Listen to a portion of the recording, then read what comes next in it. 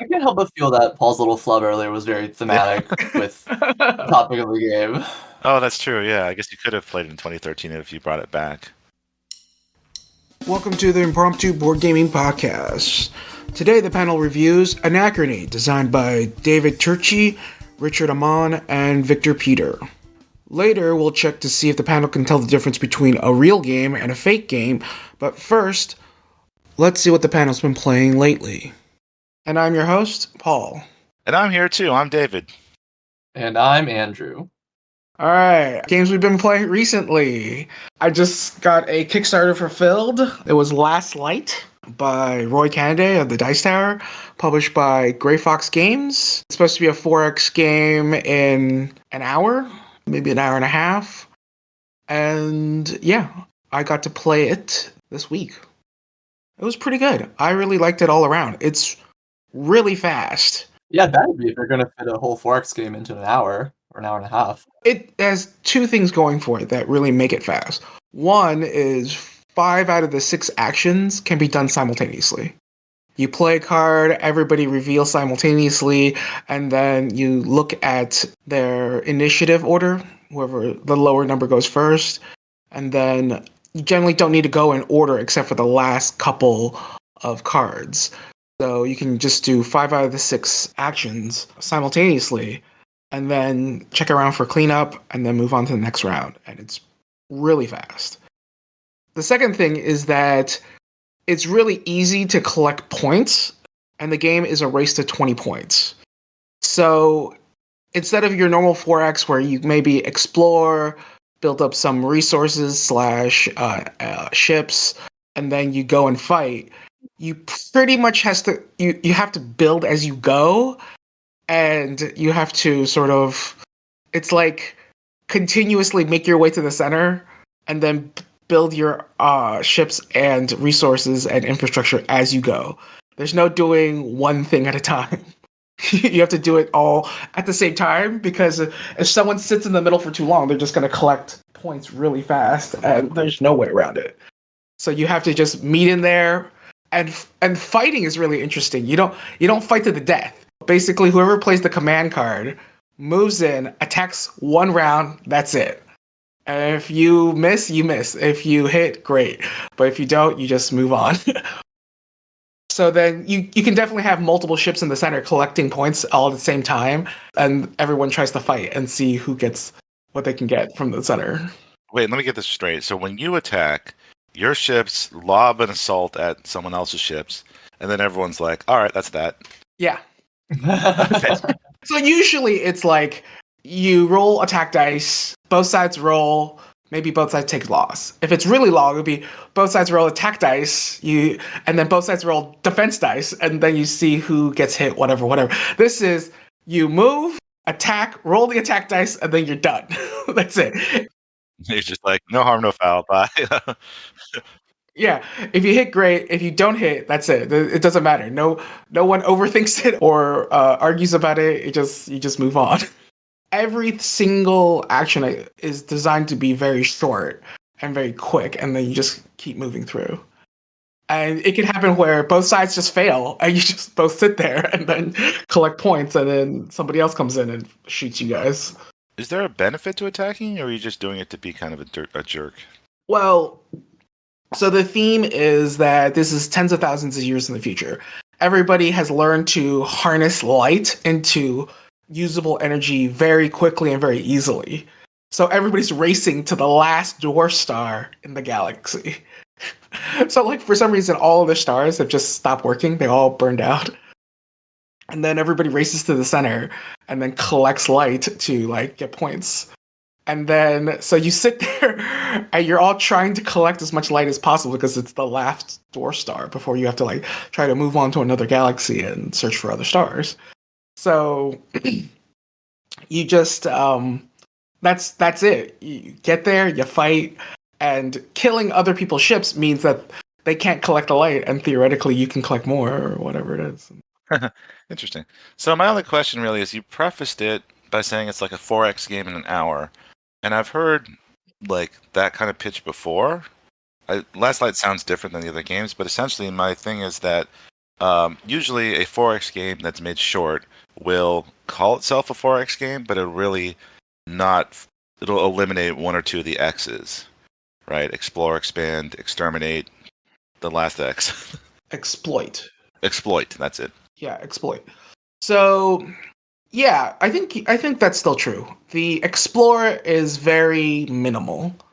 Basically, every time you go into a new space, there are some exploration tokens, and you flip them over and you see what you get, and they're random, and that's it. There's not too much to the exploring.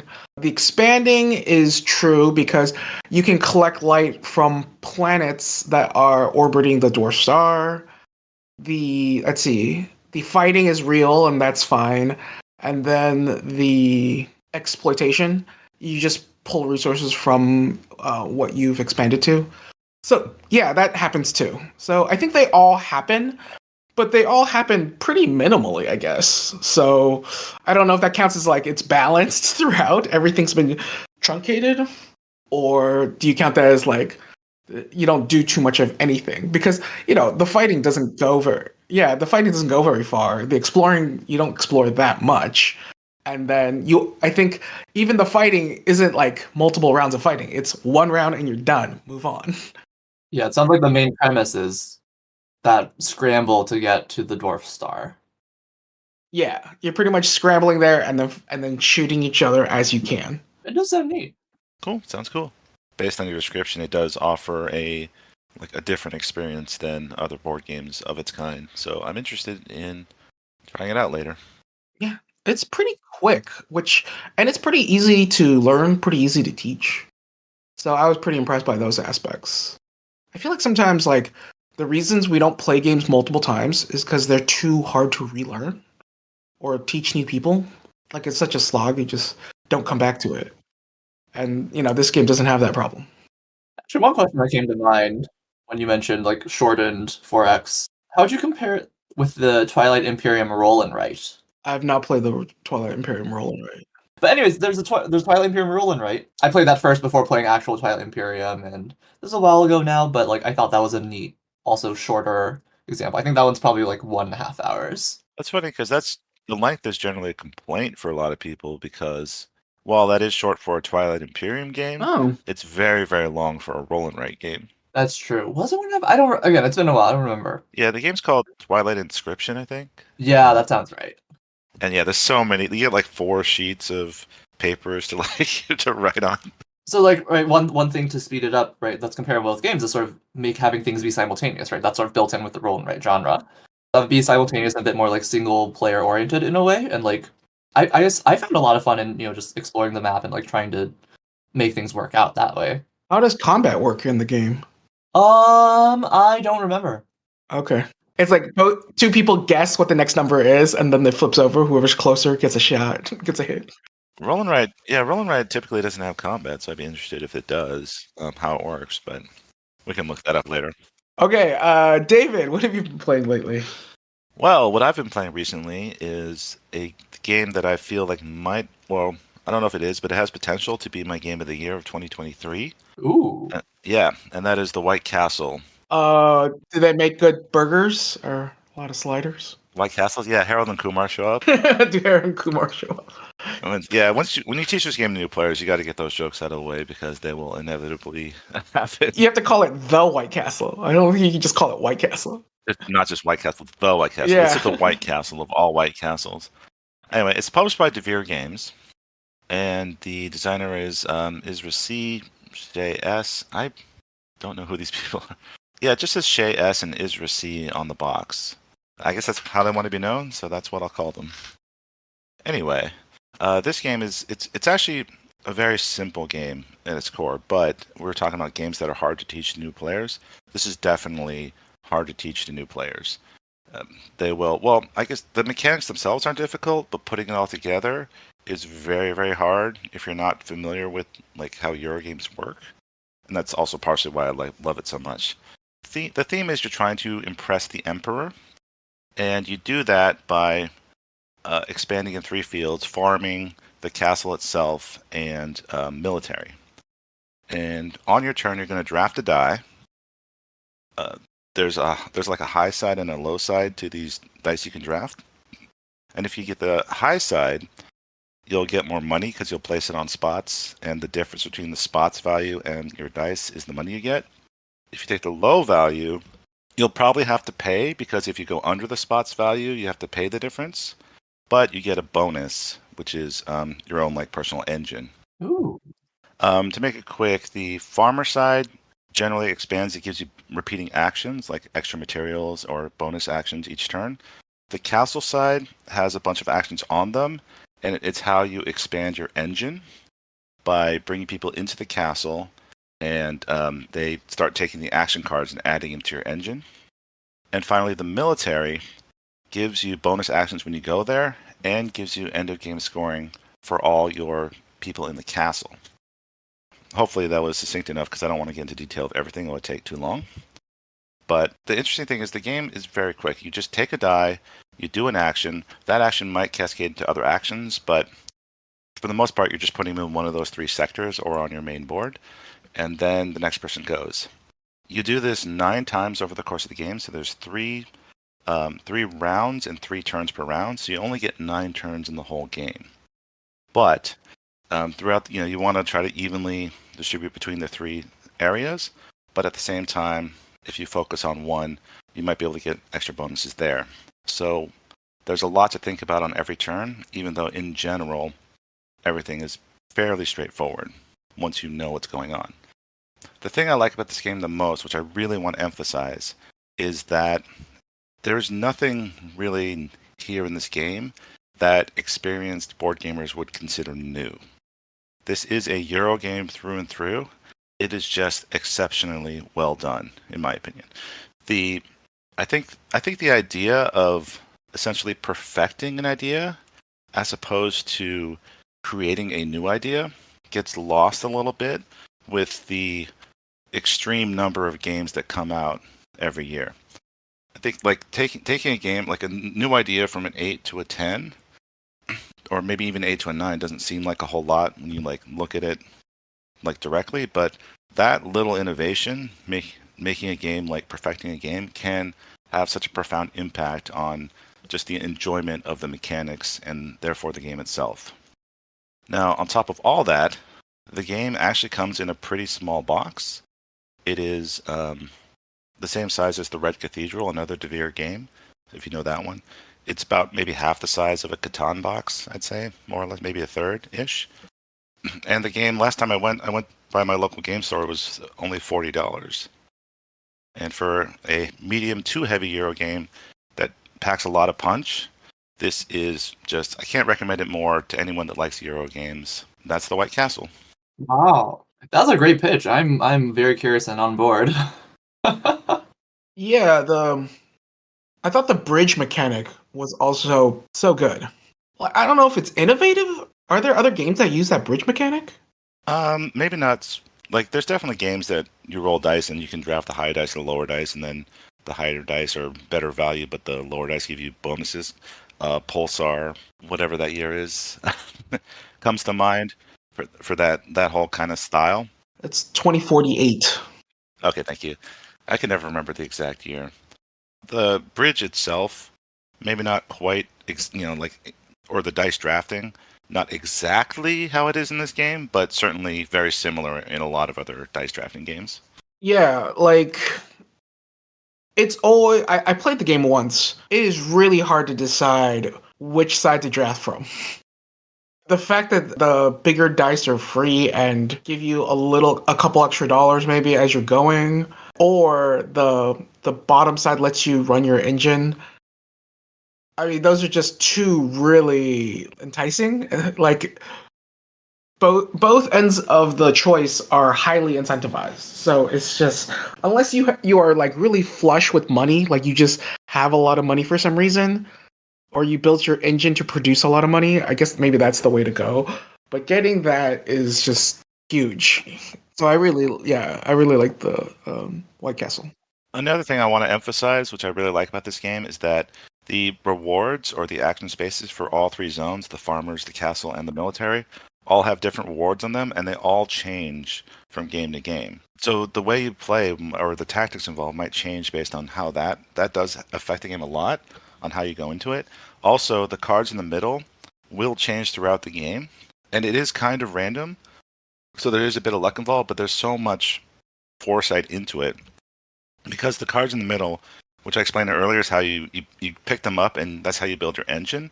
But they're replaced immediately through the deck. So throughout the game, the actions are changing, but they're changing at a very predictable pace, and adds a bit of chaos, but not enough to really throw off the game entirely. Like it's all about randomness.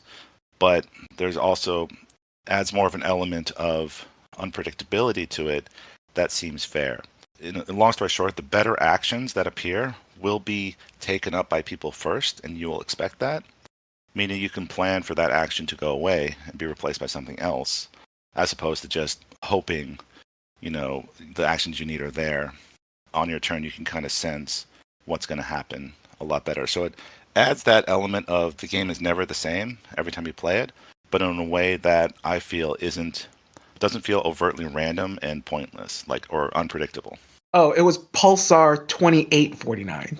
You were close. You're only about 800 years off. It's supposed to be 1,000 years after the Gold Rush. Oh, I see. So 1849 was the Gold Rush, and then 2849 is 1,000 years after. I did not catch that. That's interesting. I should revisit that game. I haven't played in a very long time, and some people really like it, and some people really hate it. Yeah. But that's another topic. Anyway, that was The White Castle, a game I strongly recommend if you like Euro games. Yeah, that sounds cool.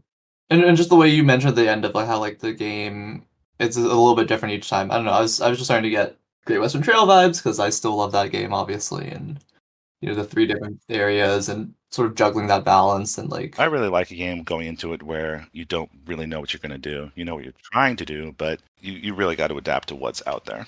Yeah.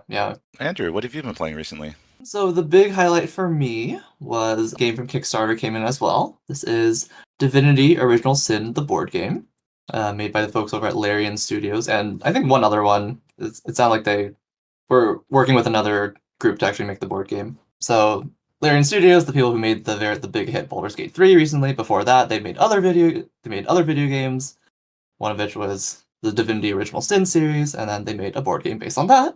So this is a campaign style. Oh, sorry, just to jump in real quick, just to clarify, the other studio is 1010 Studios. Wonderful, thank you, David.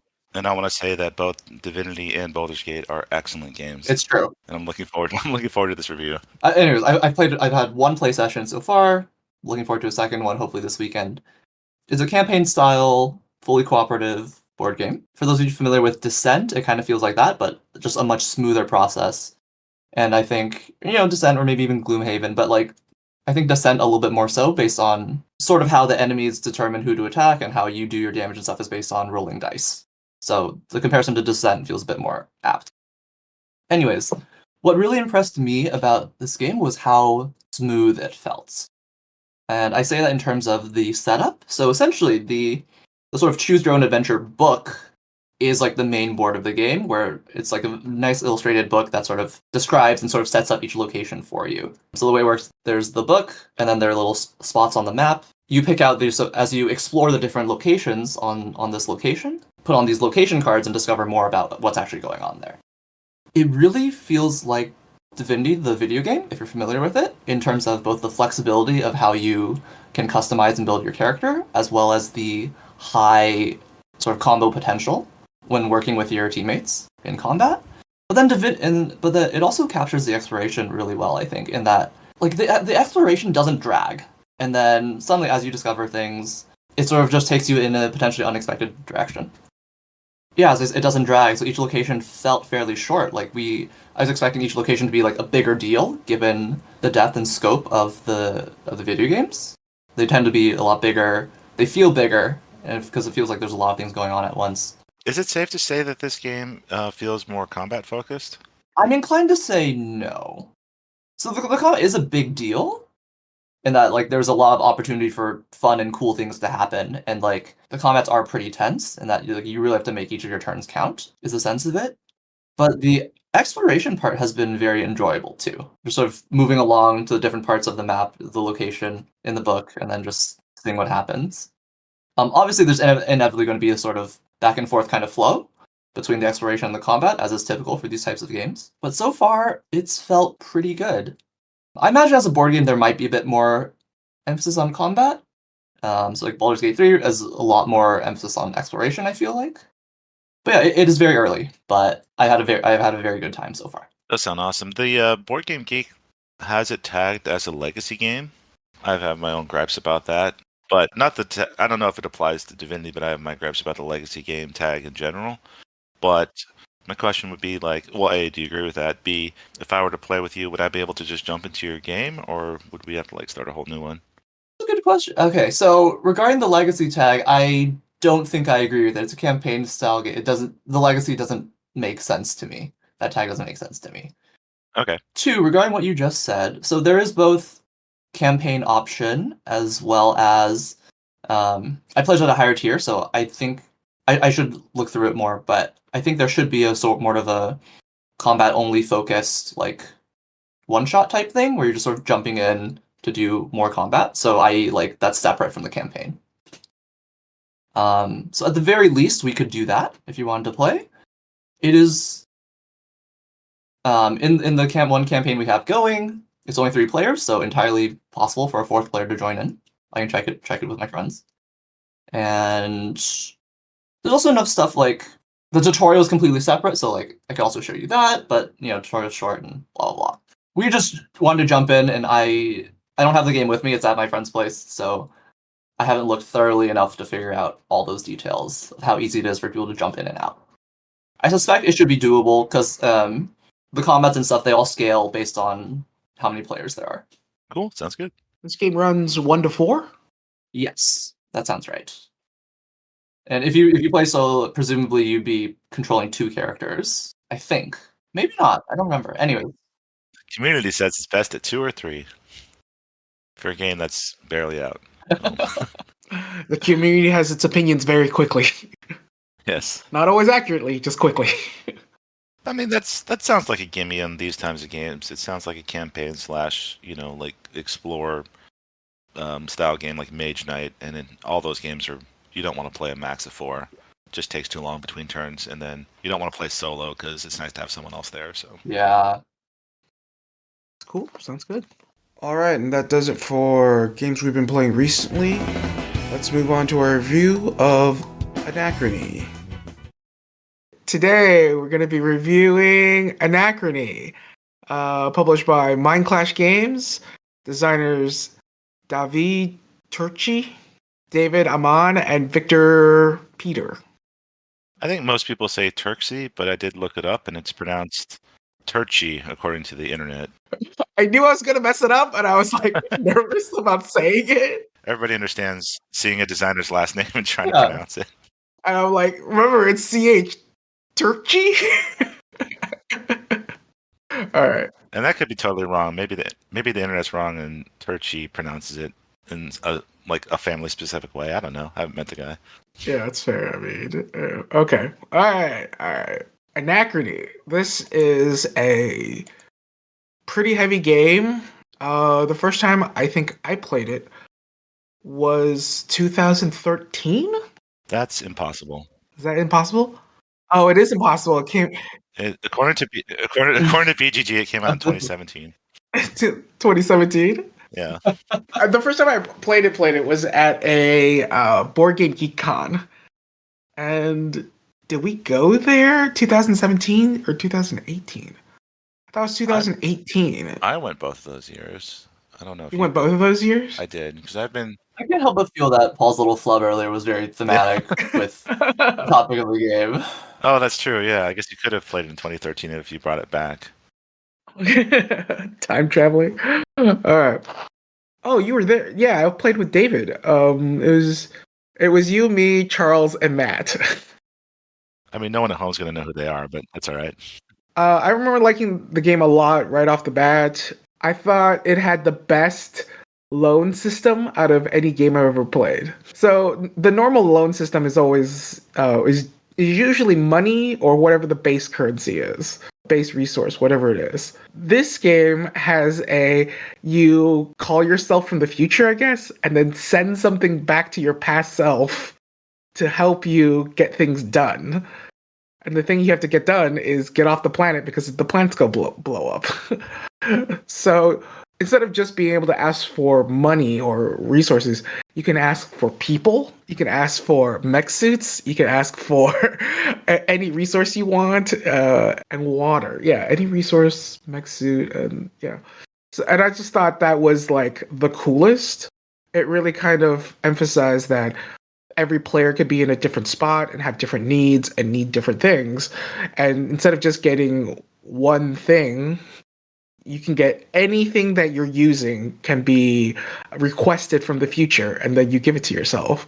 And the only trick is you have to give it back. You have to pay off that loan at some point and give it back to yourself. And I just thought that was great. I find it funny in two ways. First is once you've requested something from the future, until you've paid it back, you're not able to request that thing again. And so the future gets fed up with your BS and is like, I already gave you a mech suit. You're not getting another one until I get that one back. Secondly, that's a good loan policy, okay? That's just a good loan policy. It is a good loan policy. The future knows what's up and or knows what their past self was like, and they're like, we know you. You're not getting a second one until you repay the first one. And then secondly, I also like how you're able to go into the future and get stuff, even though technically at the beginning of the game, you don't have the means, you don't have the way to pay it back. You're not actually able to do it until you build a time machine. Oh, the power plant, yeah. And then go pay it back. But you don't have that at the time you take your first loans. Your future selves are banking on your ability to create the ability to pay them back. And I also find that thematically funny. Yeah, not to, like it's such an active part of the game too, right? Like every round you have the opportunity to take more and more and more loans if you want. I feel it's thematic in another sense of like, oh, you're really trying to avert this crisis and you fucking need everything. You're just gonna keep taking more and more, and hopefully you'll figure out how to pay back later. But also mechanically, it's highly encouraged because you get points for paying stuff back, which is like, I guess, brownie points, but they count as victory points. And also, you need to go back in time later if you're planning on building advanced tech in the future. You mean super projects from the past? Yeah. Yeah, the time traveling aspect is relevant in so many ways, right? Not just paying back loans, but like, oh, technology you had the opportunity to research at the time, you couldn't do it, but if later on you go back in time to that time period, then you can research it. Yeah, which I don't get. Like, what happened to the ability to research that tech? It just people forgot. Time travel is a tricky game. And right, the points for paying back the loans again make sense, right? You're fixing the timeline, right? Making sure things don't go out of whack. So, one of the consequences of taking too many loans is you could get too many anomalies, which can turn into paradoxes. Or is it too many paradoxes that turn into anomalies?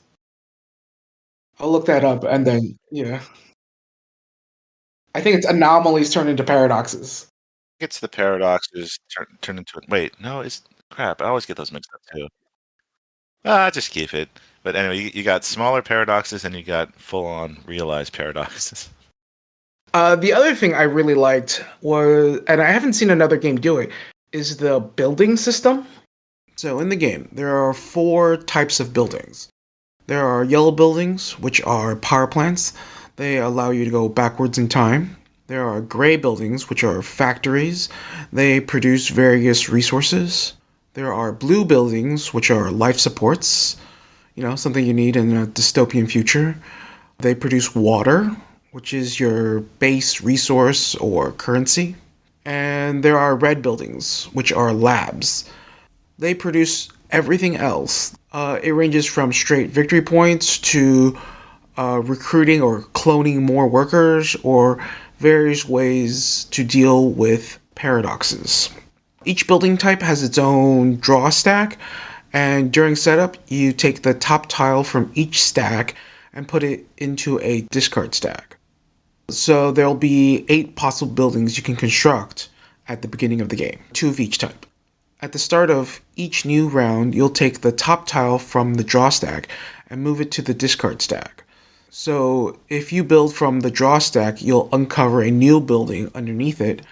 And if you build from the discard stack, you'll uncover a old building from underneath it. And then you can obviously build anything that's showing. And I don't know why I really like this system. It's so simple, but it just gives you sort of this like, oh, if somebody else builds that, I can get to the one underneath, which I missed.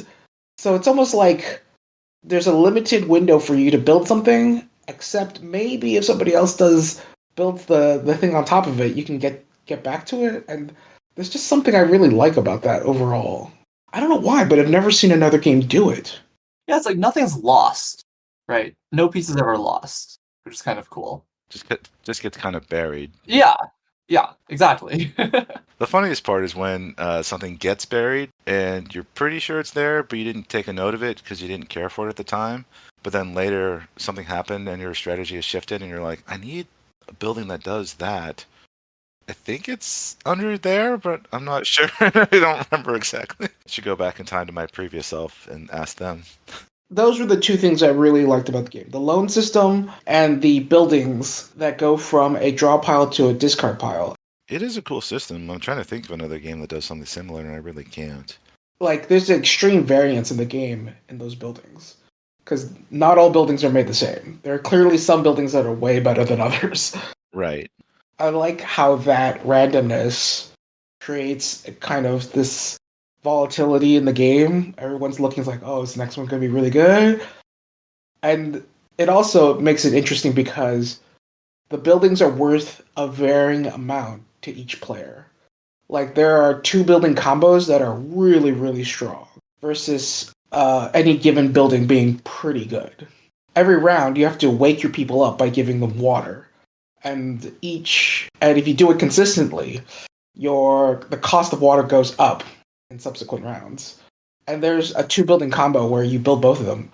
All the cost for waking your people up is just free, and that's just huge. You've actually touched on one of the things I don't like about the game. Oh yeah? I guess I can get into now. It is like I do like the randomness in the buildings because of the variability. I do, even gripes aside, I do prefer it to a static set of buildings which give you the same strategies each time. But at the same time, I'm not a fan of some of the randomness of the building order. Like you mentioned, some buildings are way better than others.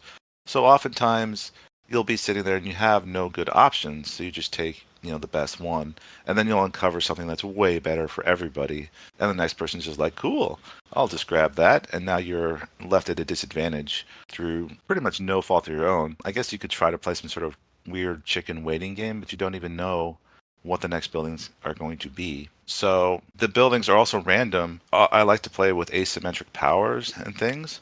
Sometimes you'll just get into a situation where the buildings are just better for other players than yourself, just based on your asymmetries, and there isn't really much you can do about that. And so that's the thing. That's a part of the game I don't really like. Really? Okay. I guess we disagree here, because I kind of like that there's this chicken waiting game with it, and it becomes kind of like strategic in that you can build buildings that take an action as a kind of stall tactic, because you can keep doing things on your own board until somebody else either passes or builds the building you don't want, and to uncover the thing you do want. Well, that's kind of the thing. I mean, you can only do that strategy if it's offered to you. You're not going to take a building that you don't want just for the stall tactic. It's going to have to provide something for you as well. Otherwise, it's not worth building. All the buildings offer something. It just varies on how good it is, right? Yes, but they offer something, but that something might not be useful to you. A lot of the buildings do, but there's especially like the end of game point buildings or certain other ones. Like, it just may not be feasible for your faction or what you've done in the past to use that building. And at the same time, maybe there aren't any buildings that give you an action. It sounds like what David's saying is that some buildings may end up just fitting into a specific faction strategy a lot better than whatever options are available to you. Yes, that's true, but isn't what you're describing just asymmetry? I mean, it's a given that the four factions have an asymmetric start. And then constructing the buildings increases the asymmetry. I mean, everyone's building your own engine, and everyone's engine is a little different, and you see which one does the best. I mean, that's, I feel like, the whole game. I think the idea that I like is that in the game system overall, there are reasons to race to something that's good. So people are competing to get there first. And there are reasons to stall and really control your timing and see if the other guy will pass first or build the thing that they don't want first before you. Like, both things are in the game, so there's a real interesting push and pull with the timing. That's what I like about it overall. I do agree with that, and I do like the race to the big buildings. Super projects. Super projects, or just really good buildings from the base set that obviously everyone would prefer to get, which is definitely a thing as well. There is an element of playing chicken and hoping for something better. You're still just hoping for something better off of randomness. It's not like you're baiting someone to take a lesser option so you can get a better option. You're just hoping it comes up, and that's not really a thing I like in such a heavy game. Something that came to mind was that like this problem you're mentioning, which like I agree can be frustrating, right? But that's not a problem that's only unique to Anachrony, right? Like deck builders often run into this problem. Oh no, of course not. It's not in a vacuum here. It's just one of the things I didn't like about the game. That's all. Okay, and yeah, I think the qualifier. Oh, for such a heavy game, I think that's a really good qualifier because that's a common issue that may crop up in a lot of games. So cool. Isn't it pretty rare for all 8 buildings to be not at all useful for any given player? Well, there's not always 8, because if the discard pile building is bought, it's not replaced until the next round. But that's a point aside. Yeah, no, with the options out there, oftentimes there's something that you'll want. It's just, occasionally there isn't, and that stings. Fair enough. So actually, one thing I really liked about this game is the worker placement aspect. Funnily enough, 'cause what I think is unique about Anachrony is that there's a much larger pool of workers you typically have available than in a more traditional worker placement game, like say Agricola, or even like Everdell, two games I enjoy, right? And yeah, it's also neat. As Paul was saying earlier, that at some point you have to use an action to get all your workers back. Essentially, they don't sort of come back at the end of the round, like in say Agricola. So it's cool that people's workers can be sort of right. Everyone's going at their own pace with their workers, and there's such a large number of workers. You sort of have to balance which workers you want to use for to activate your own like personal buildings on your own board, or to actually jump into one of these mech suits to go out into the world to explore and get more resources in other ways, or take more powerful actions like building buildings, for example. I like that flow of how many workers there are, and that it's a slightly different juggle than what you typically see in a more traditional worker placement game. Yeah, it's also true. Like in a traditional worker placement game, like Agricola, you'll always want to. There's no downside really to getting more workers, other than you have to feed them. But in this game, that's not a concern. It is generally better to get a ton of workers, but it's not necessarily the be all end all best thing to do, because A, you waste time getting them, and B, the thing about this game that's most unique when it comes to workers is that there's 3 different types, 4 if you include the brain, and which type you get will affect what you're going to do and what you're more effective with in the future. And then there's also, to correlate them to the buildings as well, several of the buildings and super projects require a specific worker. So now if you're more heavily focused on one worker, or you just happen to be based on how things turn out, now you're going to want that synergy with buildings and or super projects that work with those workers as well, and that can really affect things. And that part of the game I really liked. Yeah, that's a really good point. Right, the different workers, some workers are better at specific actions than others, etc. Right, some actions they completely exclude a specific type of worker, so you even have to manage a little juggle there. It's good stuff. I wondered when they're designing the game and developing it, was it just the 3 workers? They have the engineer, the scientist, and the administrator. And then they figured out, like, this doesn't work. We have to put in a wild worker, otherwise this game is too hard. That's what I imagine happened. Yeah, no, that makes sense, because that's also one of my minor gripes about this game, is that, and it's super minor, like, let's be clear, but I don't like the wild worker. More specifically, I don't like the ability to get more wild workers. So the wild worker in the game is they're geniuses and they can do anything. Any of the they have the ability to get all the bonuses from the other three workers. They can do anything the other three workers can do. And to be clear, there are some very specific exceptions, like costs for the super projects, or I think no all buildings can be done with brains. I think, but yeah, when a super project has a cost of like a scientist, you have to use a scientist. You can't use a brain. But other than that, pretty much brains can be anything. You're not gonna call them geniuses. You're just gonna call them brains. Because it's a big old brain. Like the symbol form is a brain, and it's just So just for our audience, the brain is the icon for the genius. And David refused to use the word genius, only brain. this doesn't come to mind because when I think about him, I see the brain. I don't see genius, an ordinary brain. Anyway, but my gripe is like getting more brains. The system to get them is you go to the worker spot and then you can draft any of the workers. And they are random, so the brains aren't always available. But when there is a brain, there's no reason not to get one. Even the bonuses you get a bonus for drafting each type, and the brain lets you just pick whichever bonus you like. So, like, it's literally a no-brainer. But it just kind of dulls the it kind of dulls the strategy for me where you just always get the brain if it's there, and not try to like really strategize which type of work you need the most. Again, that's a very minor gripe, but it's something I felt like Paul just alluded to. Maybe they just kind of threw it in later because it was too hard to balance. I mean, I can see that, but at the very least, getting the brain shouldn't get you a wild bonus. It should at least be some thought into getting it, other than just. But again, that's very minor, though. I must point out. No, but it's a very relevant point. Honestly, I agree with you. And what I would have liked to see is if you take the brain, you get no bonus. Yeah, exactly. That's at least something. You take the base 3 people, then you get whatever corresponding bonus you get. But if you take the flexible guy, you get no bonus, and then it kind of incentivizes you, or at least it has a drawback to taking the wild. And there's a faction where their end game scoring bonus has to do with brains. Has to do with geniuses. Look what you did, David. Has to do with collecting geniuses. I apologize. I apologize for nothing. So they're increasingly incentivized to go in and get geniuses in order to fulfill their end game scoring bonus. But yeah, you can. I think you're right. It is a very obvious that the genius is always strictly better. So I would have liked to seen it with no bonus. Yeah.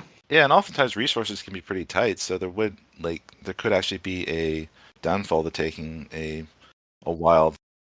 So it's definitely a safeguard to promote smooth play, and cannot fault them on that. That's important. So the next part of the game is it is a worker placement game, and one part of the game I really like is the planning.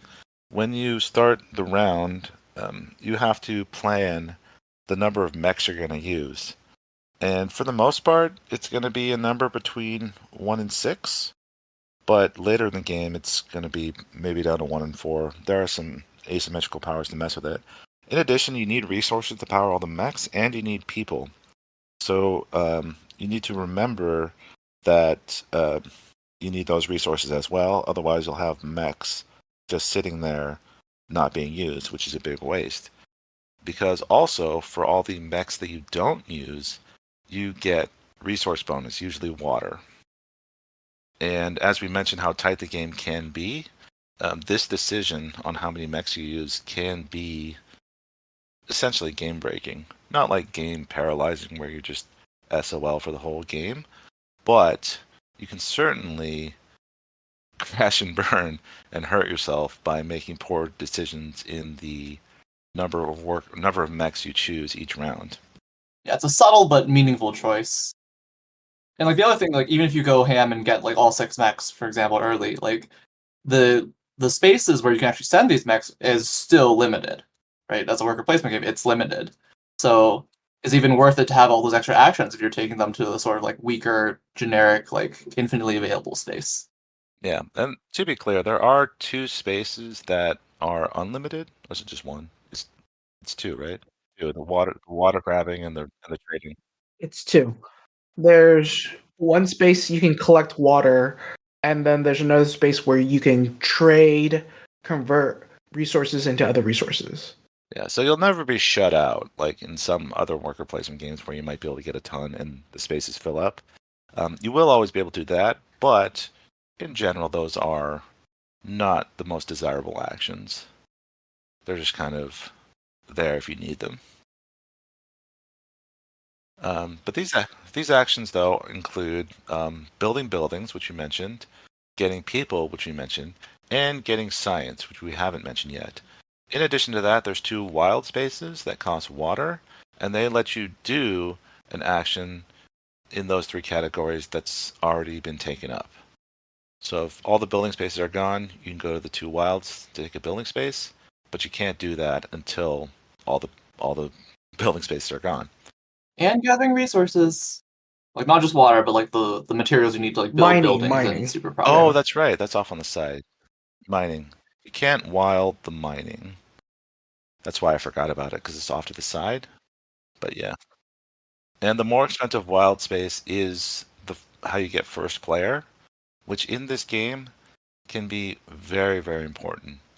And I'll get into that a little bit later, because that's also another negative gripe I have. But it's also positive, if that's weird. But we'll get into that. Sounds like you should get into it now. Unless Paul wants to say something else. No, because I want to get into science. It's the last thing we've done. Science, what you do is when you go to the science space, you'll roll some dice, unless you have a special card or something, or a special ability. And there's two dice. There's the science type, which is there's theme, but they're basically triangles, squares, and circles. Yeah. And then the other die is the type. There's a little symbol or that'll go in the triangle, circle, or square.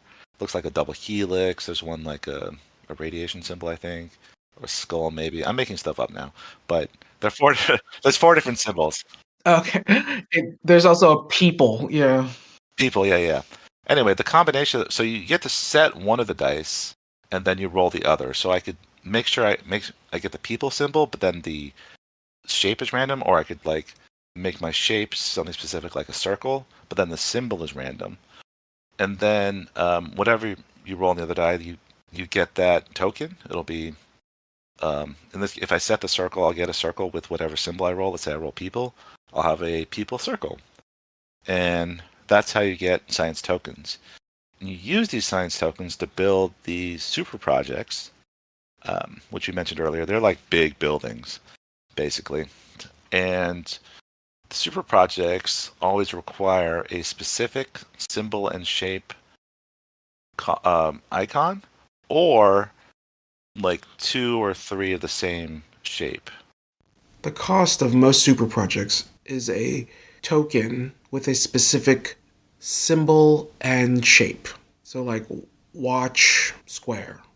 The alternate payment is usually the other two shapes and no specific symbol. So, in our example, watch square, the alternate payment would be triangle with question mark in the middle, and circle with a question mark in the middle. The question mark meaning it doesn't matter what symbol is in the shape. And also if you don't use the tokens, they're worth points at the end of the game. A small amount, but somewhat significant if it's a tight game. And that's science. If you take it back to one of those spots, you can roll for science to build these big buildings, which can be worth a lot of points or have a very interesting effect, which could be very, very useful, or both. Some do points and, well, they're all worth points, but some are worth a good amount of points and have a good effect. They are super projects. They better be super. One of my favorite ones is get a mecha suit, which you can use after. So you could theoretically pull all 6 suits. Then after you use them, after you use one, use the super project that's a mecha suit to get a 7th one. But this This does touch on one of my least favorite parts of the game, which is this science mechanism.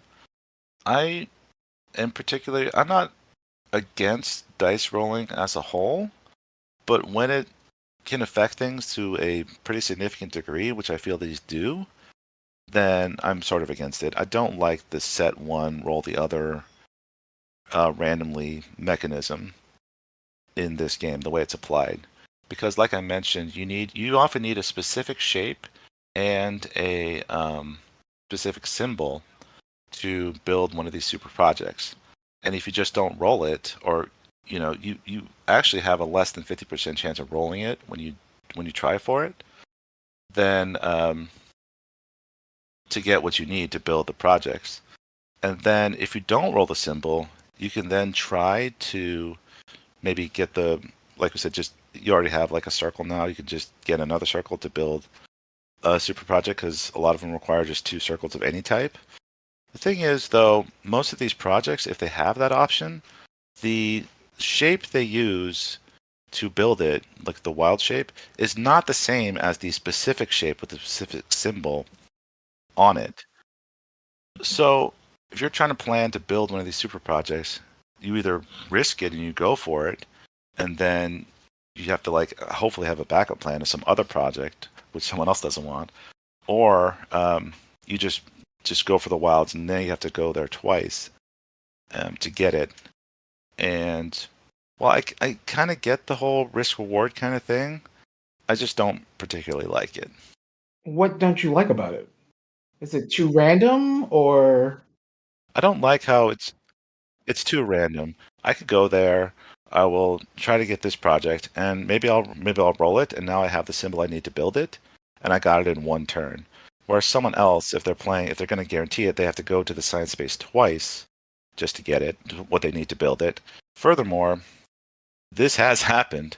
Sometimes people will try for something, they'll roll for it, they'll get a thing they don't want or they didn't plan for, but that symbol happens to be the thing that I wanted, and then they race over and take the thing away from me, kind of thing. And that just happened randomly. Although that's a very specific scenario. That shouldn't be like the major gripe or anything. But I feel like the super projects take enough planning to get the resources to potentially go back in time and build, and to have the space for them, that having one of the resources you need to build it be on such a kind of a random scale is not something I particularly enjoyed.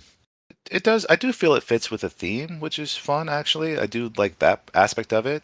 And it's nice if you have a situation where you can go for a specific super project, and if you don't roll it, which you probably won't, you can be like, oh, but I also want this one. I can go for this one as a backup. But that correlation doesn't really line up all the time. Like you won't always have a backup to go for. all right. Honestly, I kind of like the science thing and how it works out. So for example, you have some super project. Maybe it takes the time symbol and then a circle time symbol token in order to build it. Then the subsequent alternate cost is random triangle, random square. So how I approach it is basically I'll set the time symbol, then then roll the other one, and only have a 1 in 3 chance of getting the exact correct one. If I get it, great. If I don't, I'll get the triangle or the square, and then in a subsequent round, or maybe in the same round, I'll just get the other shape, like set the shape, and then you'll have the cost. I thought that was a kind of presents 3 reasonable outcomes. One is you get it on the first try. 2 is you don't get it on the first try, and you're guaranteed to get it on the second try. And then if you're competing with somebody else for the same super project, 3 basic things can happen. I could get lucky and get it first. The other guy could get lucky and get it first. Or we could both miss, which is, I guess, statistically the most likely thing to happen, and then have to get the second one. And we're just racing for it. It presents some variability where the outcome is not easily predicted and not obvious. So what you do isn't always obvious. And that's really what I guess I value the most, when the play is not always obvious in a game. But that's just me, I guess. That makes sense. I definitely appreciate a little risk. I don't mind a little, and I'm not like fully against the science system. I just part of it is also like you mentioned the race part of it. It can be very frustrating if it's in a race. If it were just something you can get, and then like someone else can come along and get it as well, kind of thing, that wouldn't be nearly as bad. But yeah, because if you're trying for it, let's say you go first, you try for it, you fail. Next person wants the same thing, they try for it, they succeed. Now they're going to beat you to it. That could be very frustrating. Whereas, if you could just get it later, you're set back a little bit, but it's not like you don't have to completely adjust your plans. You don't have to like try to scramble for some second, best thing. And also, I think the cost of the action is a lot for this kind of randomness. Like each time you're doing this, that's a whole mech you're playing on the space, and which can be done for like building, getting more guys, getting resources, or even just some water. And the mech itself costs a whole. You have to pay for the mech itself. I think that's a high cost for essentially the difference of rolling once or rolling twice. Yeah, I can see that. Yeah, so I do appreciate what you're saying. I do like the risk and Variability. the variability. It ties in with the theme well too. Yeah. I'd find it less enjoyable overall if it was the same predictable thing every time, is my personal thought on it. I like that there's some variability. Hey, maybe you get lucky, maybe you don't, but even getting unlucky, you have to go and get it again, but you're pretty much guaranteed that second time around. And then who knows if it's the second, if you're splitting up the action between two separate rounds, a new super project could be revealed and maybe you'll get lucky and you have the symbol for that. And, you know, I don't mind that there's some variability there. I don't always want to know the answer to the question. I want there to be some mystery and some volatility there that produces different types of games. Like, what do you do when you get unlucky? What do you do when somebody else gets lucky? What do you do when just that variability is much more enjoyable for me overall? Yeah, I can see that. I kind of wish there were some kind of maybe I don't maybe there is because like maybe there's a way to like balance the two a little bit more so it's still unpredictable but it's not as It doesn't cost a whole extra action. yeah, exactly. You could you have like a system where you pay to set the second die. And I think some asymmetric factions can do that, which is also interesting. Yeah, so one of the miscellaneous buildings does it too. Oh, okay, nice. But like, yeah, let's get into that though, because that segues into the other part of the game where you roll dice. But there is a alternative rule for that, which makes it more consistent, and that is the anomalies slash paradoxes, which we've been talking about. I'm gonna go with the anomalies are the small ones and the paradoxes are the big ones. I hope that's right. If it does make sense, but if it's not right, sorry. But either way. So what we didn't explain is for all the building types, there's 4 building types. On your board, you have 4 rows, and in each row are 3 spots for those buildings. The spots themselves have costs on them, so when you play the building, you have to pay the extra cost, but that's kind of that's just an aside. But that does mean that you can't just hoard one type of building. You can have a max of 3. I do like that. It adds more, makes you be a little more careful about the types you need instead of just buying exactly the type you need each time. You might want to wait a bit and get more efficient of each type because you only have a max of 3. That being said, when you borrow stuff, as we explained earlier, and you haven't paid it back, each round you roll a die for every loan that you haven't paid back because these are the anomalies. Basically, this little time travel thing of yours shouldn't really exist, and some problems are arising based on the fact that you've stolen from the future. You called it a loan, but I'm calling it stealing. Anyway, if you for each of these things you roll, you can roll a 0, 1, or 2. I don't remember the distribution on the dice, but I think it's mostly zeros and 1. It's 1 0, 1 2, and the rest are ones. Rest are ones. So you have the majority of the time, like it's 4 out of 6 chance, 2 out of 3, 66% chance you'll roll a 1, but you could roll a 0 or a double. The point is, though, once you collect 3 of them, or 4 if you're Andrew's faction, which he was that one time, you will stop. You don't roll any more. So the max you can fill up to 3, but that's it. And you will get a paradox. The paradox is a building size card that goes on one of your building spots. And it is worth negative points at the end of the game, and it's going to cost you resources and a person to fix it, if you wish. You don't have to fix it, by the way. You can just leave it there, and it'll be points at the end of the game that you lose. Yeah. But 3 points at the end of the game. Right. However, in creating this paradox, you also don't have to pay back one of your loans anymore, and you remove it from the board, which is a very, very creative way of paying back your debts, which I wish worked in real life too. Let me give you a giant bill so that you don't have to pay back this debt. Yeah. Oh, it got sucked into the void. Sorry. I guess. And then I guess the future is okay with it. But anyway, you do have a paradox, which you can obviously pay back as well. But sometimes it's advantageous to get these paradoxes to pay off your back loans. In addition, yeah, there's a specific faction. You can't leave the planet without getting 2 paradoxes. Oh, interesting. In addition, for all intents and purposes, that spot that the paradox fills up is considered filled. There are some leaving conditions or other things where you need to fill up a whole row or cover up X amount of spaces. Those paradoxes count, even though they're negative points and they generally suck. So yeah, I really like the whole system of adding paradoxes and the balance there. The thing I don't like about is, of course, the rolling dice for the paradoxes, especially because some, like you said, some clans really rely on these paradoxes showing up. And of course, you're definitely likely to happen if you just get a bunch of loans. But, just having it's possible the dice could screw you, and you really don't have what you need just because you rolled like unexpectedly. But like I mentioned, there is a deterministic rule variant you can play where each loan is worth just 1. Regardless, you don't roll dice; it's always 1, which is the average anyway.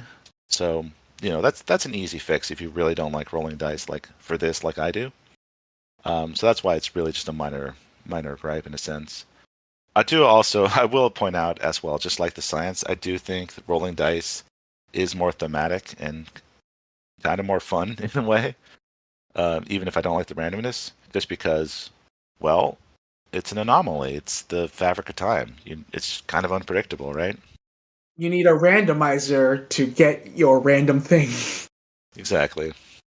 So it does. It sucks. It sucks for factions that rely on it to a degree, but other than that, I honestly think it's fine. It's just a minor gripe.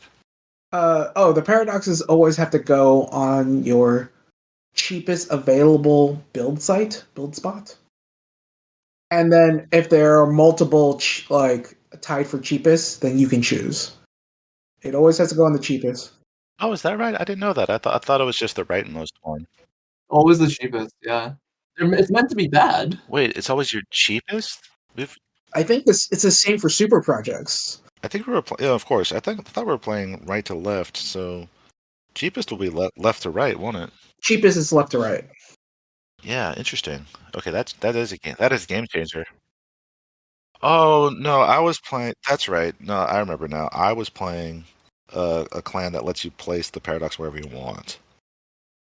That's why this didn't come up for me. And I think also when we were playing with Matt at BGGCon, because we learned the game as we played it. I think we did that. I think we did that wrong as well. But learning this game at a convention with 4 people is probably not recommended. I guess while I'm being negative, I'll touch on the final thing I didn't like about this game, and that is the limited amount of building spaces makes the game, for me at least, makes the game kind of deterministic. In that I feel like this is just a general strategy thing. It's not like there might be situations where this changes, and especially not in the first round where you don't have resources. But I felt, in general, the best thing you want to do, unless you can't, is build a building. I see that. because of that, let's say in a 3-player game, the building space is always the number of players minus 1. And then there's the 2 wilds. So in a 3-player game, there'll be 2 building spaces and 2 wilds. You always want, the first 2 people will almost always take the 2 building spaces, unless they can't for whatever reason, or they really, really want to do something else. But for the sake of argument, you'll take the 2 building spaces, then the next person will take the one of the wilds, and the last person will take the last wild, and then there's no more building. I do feel like building is that important, and that tends to be what happened. In addition, the person that took the first wild will usually take the more expensive one, so that they will go first in the next round, and therefore will be able to build 2 buildings, unless, of course, unless they run out of resources or whatever. And again, this is kind of a minor complaint, but again, with the science being the way it is, the people and the resources are important because you need those to build building. But I feel like the science and the people in general are a little less important, and thus there's a gigantic focus on building buildings. While this isn't a pure negative in terms of just if everybody knows that's kind of the deal, that's just how the game is, and you got to plan around it. But I didn't really like how deterministic that part of the game is, especially in the later rounds when things are a little more fleshed out. Yeah, makes sense. I don't think I can have anything meaningful to add to that. That was it. That was all I had to say. Yeah, like what would you prefer instead? Like That's it. I mean, that's one of the things. I'm not sure I have a solution exactly off the top of my head. I'm not like as good a designer as Turkey is, but just I guess maybe if the other actions were a little more, I just felt more important or more of a priority, then there'd be more of a choice in this regard. Again, I don't necessarily think it's bad. it makes it feel more scripted. A little more deterministic, yeah. Okay. I agree, like I think building buildings is probably the most important part of or the most advantageous action, because a really good building like changes your whole game. There's a particular power plant that lets you go back in time twice instead of just once. And if you build that, you pretty much don't have to keep building power plants, which is huge, right? Like it's one tile is basically 2 power plants, and you can repay 2 loans every round instead of just one at a time without any further costs. I mean, that's just huge. So there's definitely an emphasis on building. It's just I'm not sure like how would you get around that? Is there a better way? No, I don't know if there's a better way. That would take a lot of planning, and like you'd have to adjust all the things. And it's not necessarily a bad thing. There's a lot of games that are just focused on a thing. Like for example, Lost Ruins of Arnak, which I really like. Some people are like, "Can you win this game without going at the temple?" The answer is no. The game is designed around going at the temple. You can do other things, but you got to go up the temple. That's the game. And in this respect, I feel like the game does revolve around buildings. If you really if you want a point salad game where you can kind of do whatever you want, just go off, then maybe this isn't quite for you, because I feel like you do have to build buildings, and it's very focused around that. Now, that's not a bad thing, but I just would like, if it's possible, which it's nice when a game gives you more options at the end, but this one is focused around the buildings, and so that's just what it is. I mean, I feel like recruiting is really important for 3 reasons. 1, there's often a competition. Whoever has the most workers get bonus points. 2, recruiting is one of the easiest way to get power cores, which lets you power your mechs when you recruit the engineer or genius. And 3, there are just so many games I've been short on workers. Like I have enough buildings to do to do things, but I don't have enough workers to do all of them. So I have to pick and choose between which buildings I want to activate. So I just feel like if you fall behind on recruiting workers, that's like a big deal too. That's true, and I have modeled some future turns, but this is like based on opponents. I'll be looking at them, will be like, I don't think they can build 2 buildings on their next turn, or things like that. So maybe I don't have to worry about getting the first player exactly. And yeah, there are other factors. It's just I don't know. Well, the games I play, it tends to be the focus, and that's just what it is. Yeah, I wonder if you can build like half as many buildings as other people and still how well you'll do. Well, there is one bonus for most filled building spots, so if that's out, then that's much harder. Oh yeah, that's another thing we haven't touched on is so there are bonuses at the end of the game that differ each game. They're all kind of not race format, but have the most of something format. And they do affect like like they are important to go for. Not sacrifice your whole game over, of course, but like they are important to consider, and that can definitely change the way the game is played. So if that also may affect things. If some of the bonuses are, or none of the bonuses are building focused, that might change things. But at the same time, no, that's just one of many factors in the game. The game is complex enough that this is why it's just a minor gripe. To have actually might even be a relief to have a building focus for some players, because then they'll be able to easily have a strategy that they can follow, as opposed to trying to consider way too many factors. All right. Components. I own this game, and I recently got the Mecha Suits figures for it, and they're pretty sweet. So the original base game just comes with hexagon tiles, and then you put your worker on the tile, and that represents your mech suits. And then later they came out with really cool actual figurines that have a coin slot on top, which you can slide your worker in to actually use the figure on the board. And I saw this set that was painted for like $100, and I'm like, oh, that's too expensive. I was like, don't get it, man, don't get it, because I think it was so expensive because they included a case for them, which was, pretty nice and blinged out. All right. Speaking of costs, the original retail price for this game was $80, but I looked around on eBay for it, and the average cost seems to be around $120. Oh my god. This game is not easy to get, or if they have the suits in them, then it's definitely worth it. Like you undersold those suits. Obviously, if you're, they're pretty big. So if you're one of those players that doesn't care about miniatures, it may not be your thing. But the action spaces for the mechs are unnecessarily huge, and like if you don't have the mechs, you're just like, why are these spaces so big? It's ridiculous. But if you have the mechs, you're like, oh yeah, this is why, and it's not unnecessary anymore. This is awesome. So the $120 price might be because the set includes the mechs, the miniatures for the mechs. If it includes the miniatures, I think that's cheap. So what I was going to ask you guys feel like the price is worth the game? So $80 without mechs, $120 with mechs. I'm gonna lean no, but that's because I am stingy. So David thought the $120 price was cheap with the mechs. With the mechs, $80 is a lot for not mechs. Honestly, the mechs do add a lot to me. This game, I mean, we'll get to our ratings later, but I do feel like this game is very good. But the price tag is dependent on whether you're going to play the game. This is a heavy game. There's a lot of things to think about. There's a lot of downtime between as people consider their turns. And, but it is a very good game, in my opinion. All right, let's go around and give Anachrony a final rating. For those of you who don't know, our rating system basically answers the question, how many plays is a game really worth? This is measured in 3 ways. 1, how replayable is it? 2, how many plays does it take to reach a fundamental mastery of the game? And 3, how willing are you to play the game over and over? In other words, how fun is it?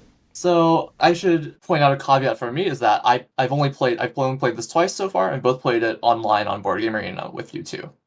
So not playing in person, physical components, that can definitely influence the experience. Having said that, overall I do enjoy it. I think I'd probably put it about in the 5 plays range, 5 to 10 for me. Like I think I'd be happy to play this again. But from what I saw, yeah, there's cool stuff for it, and it's not fair to say that I figured out. I definitely haven't figured out. I've gone last every single game. And maybe that's part of the bias too. But it's like, yeah, this is enjoyable. It's cool. It just didn't quite grab me, but this has also been a few months since we last played. Would play, probably worth playing if you have access to it. I wouldn't say go out of your way to. But the loan system is very good.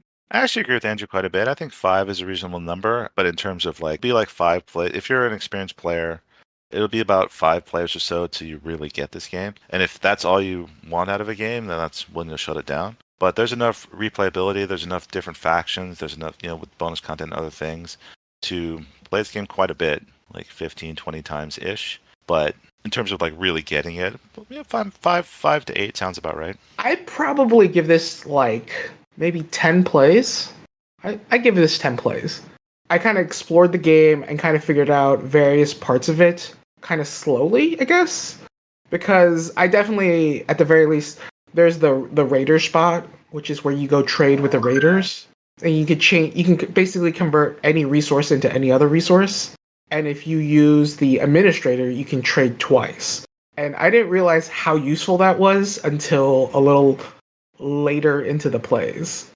I was kind of undervaluing that spot for a while, and then I realized you could you could build a lot of gray buildings, produce just a lot of cubes, and then keep using the cubes to convert into other things like power cores or neutronium or water.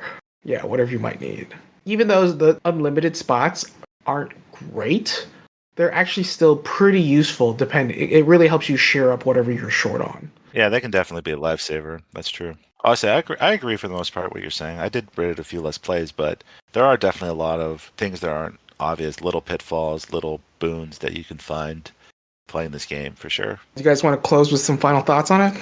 Well, despite all the gripes I brought up, I really like this game. I feel like it's pretty well polished, and even with some of the randomness and the limited amount of spaces, there's a lot to explore within the space, and there's a lot of complex and difficult decisions during the game, which keeps me coming back to it, or keeps me thinking about it long after I've played it. This is kind of a staple of all the Mindclash games in a way. I've played Tricarion as well.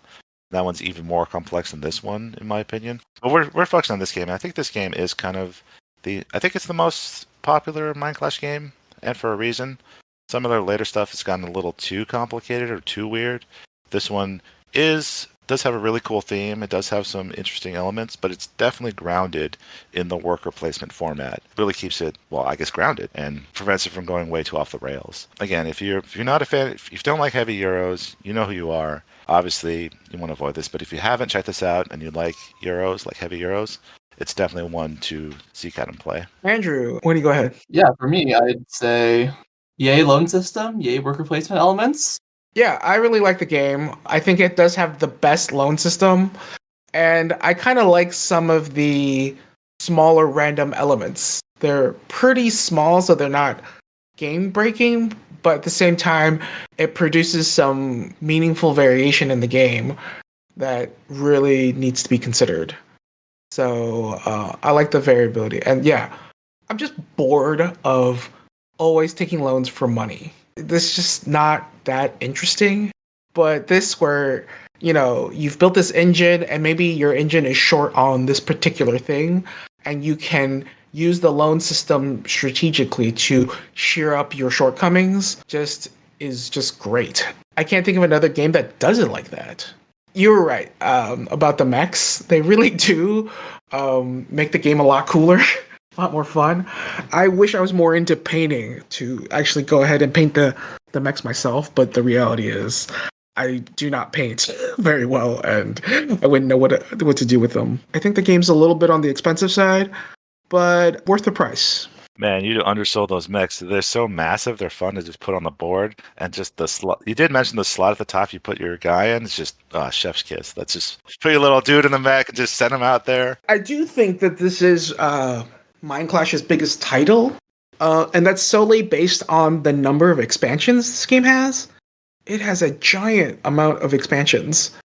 And they even came out with Fractures in Time expansion that adds a whole new layer to it. But there are these expansions, and they have they're modular game board pieces that add a new place for you to go and do stuff at, and it's just huge. Yeah, I don't think any other game has as many expansions as this game. At least not for Mindclash, that's true. There's quite a lot. There's also something called Anachrony Chess, which came out in 2021. It has 9 ratings on Board Game Geek. I don't know what the hell that is. But you go into the future and take a pawn off your board later, and then win the game here, and then later you're like, damn, I'm down a pawn against this. It's probably you just play chess with the figures. Anachrony, by the way, just for reference, is the highest rated Mindclash game. It's 47th currently as of time of recording on Board Game Geek. Whereas Tricarion, surprisingly, is 99th. I didn't think it would be that high. It's in the top 100 for now. I just didn't think enough people had played it to... Oh, really? It has a following. It does have 10,000 ratings, but Anachrony's number 1, top 50 at 47. Let's see, Cerebria's 7.8, It is 840th. Okay. I guess we'll see how Septima does, because that's the newest Mindclash game that just shipped. 7.6 currently with 1.3 ratings, but we'll see. Like, it needs more than that. It's currently rated 1,852nd, but it just came out. I actually own Cerebria. I'd like to try to play it, but it's pretty out there. Yeah, that's like a team-based game. It is. It's team-based, although you could just play 1 versus 1 if you want to play a heavy game where each person controls 2 people, but yeah, it's team-based. It's very weird. It's hard to grasp, and like I haven't been able to convince people to play. It's another game on your giant shelf of shame. Yeah, although this one's a little more understandable. I feel like the shame is everyone else that won't play with me. Hey, the Board Game Geek entry for it has it at 1 to 4 players, but I thought this game went up to 6. Yeah, Cerebria. Doesn't it go up to 6? It's been a while since I read the rules, to be honest, but I thought it went up to 4. Oh, okay. You're supposed to play 2 versus 2. I don't know how you play 3-player. Maybe 3 is not. It says 1 to 4, but 3 is not really an option. It's probably like you have the one player plays a neutral and helps both sides kind of thing. Oh, maybe. Because there is a role for that, I think. And I know the 6-player, I guess, expansion lets you play 3 teams. It must be something like that, because in the poll here, 10% say it's best at 3, 60% say it's recommended, and about 33% say it's not recommended. That's 68 votes, so it sounds like it's playable at 3, but it's best at 2 or 4. Not recommended at more than 4. Let's go ahead and move on to the game show. For today's game show segment, we're going to be doing Real or Not Real. David, you're going to be hosting this one. I am. I'm your glorious host. These are our contestants, Paul and Andrew. The game is Real or Not Real. It kind of sounds like Deal or No Deal. I didn't really come up with a good name for this. It's just if it is a real game or not. Essentially, the rules are very simple. I'm going to just say a board game, and then individually they're going to decide whether they think it's real or not, and then they're going to say, and then I'll reveal if it is a real game or not. And if you get it right, you get a point. Okay. If you don't get it right, you don't get a point. Pretty simple, right? And just to give credit, I got this list of games from Sporkle.com by username MSU Kent. So if you have any problems with any of these game names, blame that guy. Are you all ready? I'm ready. Sure. All right. Is Blood Bowl a real game or not? Real. Real. Yeah, real. You are both correct. Well done. Blood Bowl is actually one of my favorite games from my past. Kind of the game that got me into board gaming. It's in your top 5.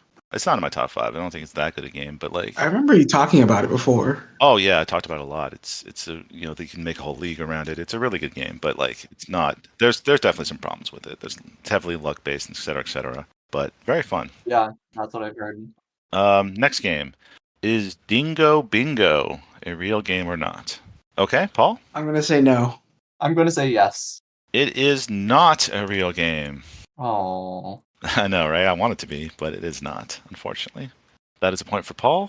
He is now up 2-1. Is Ghettopoly or Ghettopoly a real game? Andrew, what do you think? I'm going to say yes. You think it's real, Paul? I'm going to say yes. You are both correct.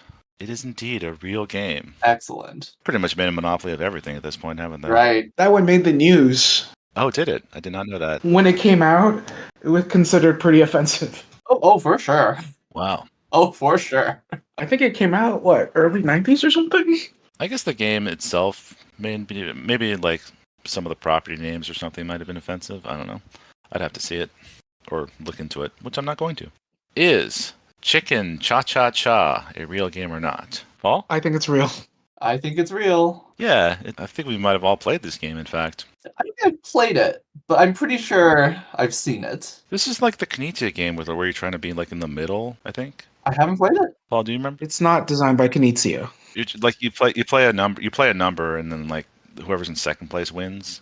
Anyway, if it's what I'm thinking of, it's actually a good game. One of those quick Knizia, numbers games. Anyway, I was thinking of a different game then. Oh, that's Chicken Ladder, isn't it? Yeah, the latter thing is Knizia.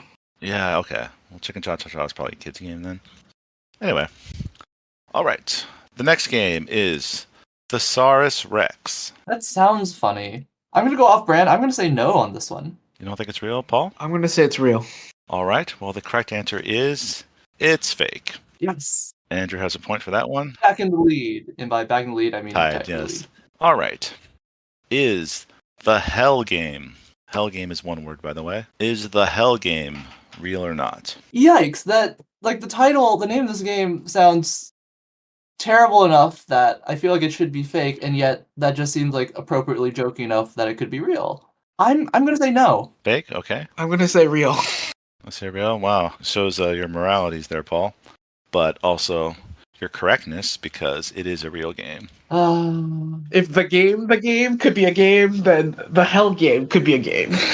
That's true. I believe I think I've seen this game in like thrift stores or something.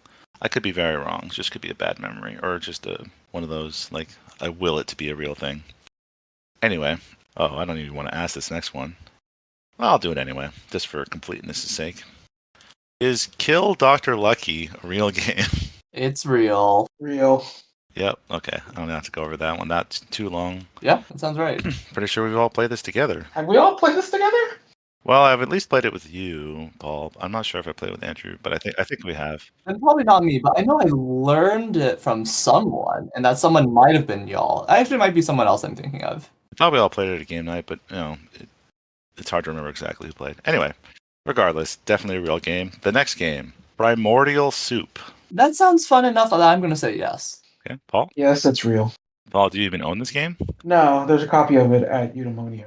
Oh, okay. Which doesn't exist anymore, but yeah, it used to be. It was in German. It was called like Usurp or something, like USURP. I don't know how to spell it, but yep, definitely a real game and a renamed game.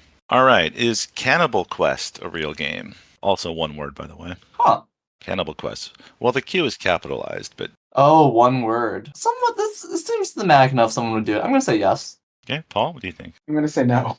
Paul, you are correct. No one has made this game, Okay. as far as I know. Although maybe after seeing this quiz, they might. Who knows? All right, Andrew, we're gonna need to come back. Yeah, I'm way behind now. Dear God. But for whatever psychological advantage it will be, I'm going to ask Paul to answer for the second half of the quiz. To answer first, sorry. All right, Paul. First is Kooky Carpenters a real game? By the way, yes, all three words start with the letter K. Kooky Carpenters, a real game? Oh no. Yes. Is that a real game? Wow. I'm gonna say no. No? Okay. Andrew? I'm gonna say no as well. You are both correct. No one would have the audacity to make Kooky Carpenters have them all the same one. It's not the same letter that's the problem. It's the K that's the problem, really.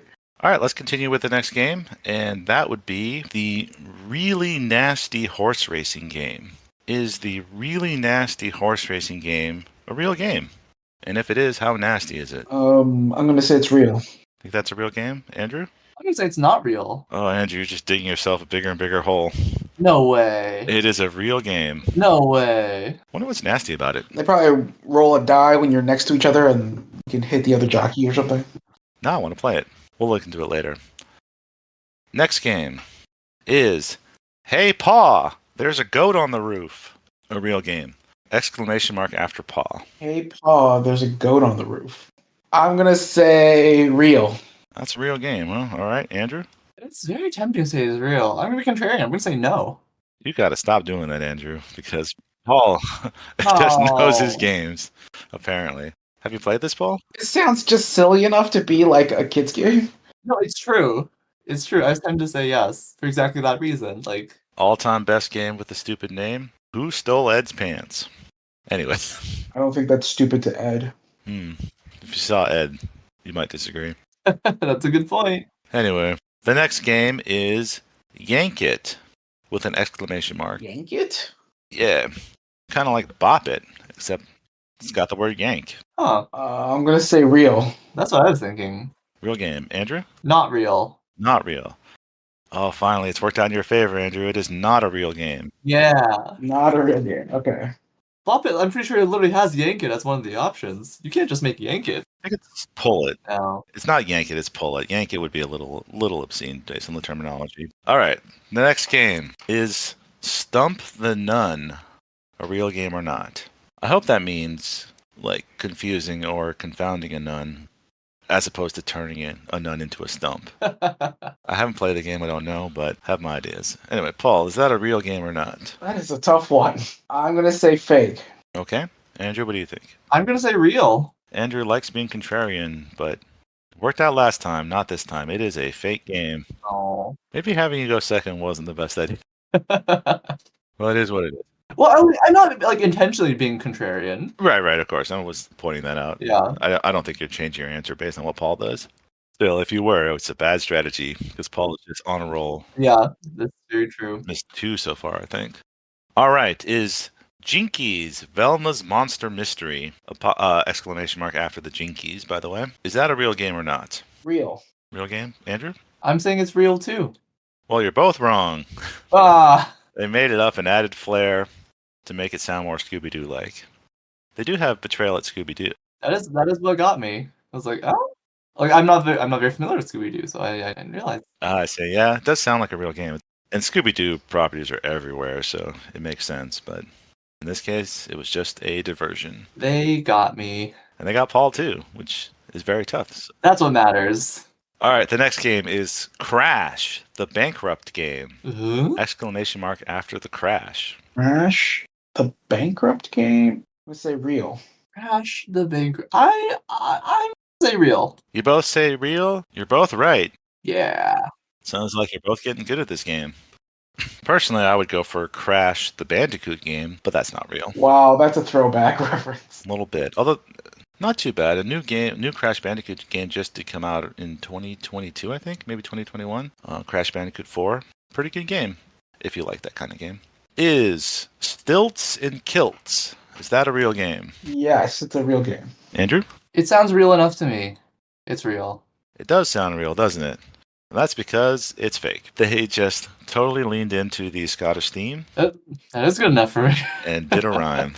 That's good enough for me. No, it's like if someone wearing a kilt was using stilts, you could look up their kilt. So really, there's some hilarity in there. This is true. Well, does that mean Scottish people are never on stilts? I don't know. It feels simple enough. Like we could make this game very easily. We'll just take any Knizia game and slap this theme on it. Boom, done. Doesn't have to make sense. All right, next game is Dance for Your Life. Is that a real game?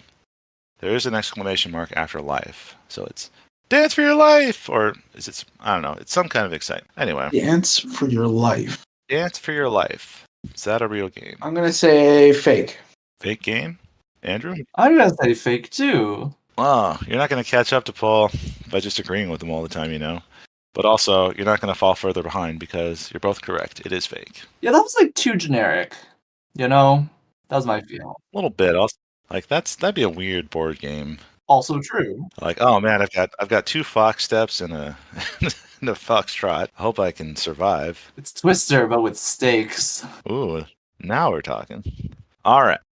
Is Mall Madness a real game? Yes, Mall Madness is a real game. I think it's real too. You're both correct. I actually remember seeing advertisements on the television for this game. Wow. And they have a new like electronic Mall Madness with a little credit card you can swipe. It's the mall with it all. I think you're using the word new kind of loosely because I think that's from at least 20 years ago too. Well, it says new on the box. Okay. I'm not changing my statement. I believe my statement is correct. Fair enough. All right. Well, is your statement on whether or not the game Squatter is real or not correct? That sounded so much better in my head when I started that sentence. I'm going to say it's fake. No squatters here. Andrew, what do you think? Now, if you said no squatters here, I would have said that's a real game. No, it's just squatters. Just squatters? No, I'm going to say fake.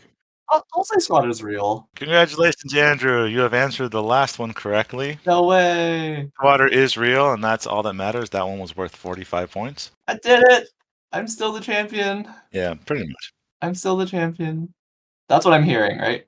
Yeah. Anyway, but for reals, though, Paul, you got 15 correct. Andrew, you got 12 correct out of 20. And so the winner is Paul. Thanks. Yeah, good game. Oh, you're welcome. Yeah, I mean, they're just ones that sound real, but aren't. And some of them are just kind of old, and you would think, like, oh, Either you kind of know it or you're guessing. There's actually a lot, like some of them are gimmies because they're actually kind of famous, but like some of them are real like head scratchers. Like Primordial Soup, like that one's pretty like obscure nowadays. Yeah. That's true. I think Blood Bowl might even be a little more obscure, although most people seem to know it because it has connections to Warhammer and all those games too. But like Mall Madness, I'm pretty sure people know that one. I mean, they had ads for it for a while, and I wouldn't have known of that one if I hadn't seen it in places, like at the cafe. But some of them definitely got you. Stilts and Kilts, Jinkies, Velma, Monster Mystery, and Thesaurus Rex all kind of felt very real to you all. Yeah, it's a solid list. If we try this again, I'll try to make up some of my own and see how that goes. Yeah, that'd be fun too. That would be fun. Just go for like IP games and really crank on the cheese. Be interesting. Just because, like, we went over it. There's like Who Stole Ed's Pants and Hey Pa, There's a Girl on the Roof is a real game. You could do some really interesting wordplay with these things. Anyway, that was our game show segment. Congratulations once again to our new champion, Paul. And we'll see if he can defend the belt next time. until then. Until then, take care, everyone. If you're listening on YouTube, please like, comment, and subscribe.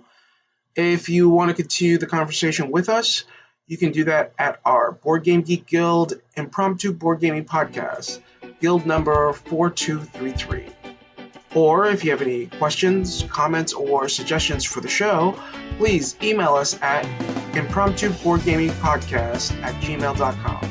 That's all one word, impromptuboardgamingpodcast@gmail.com.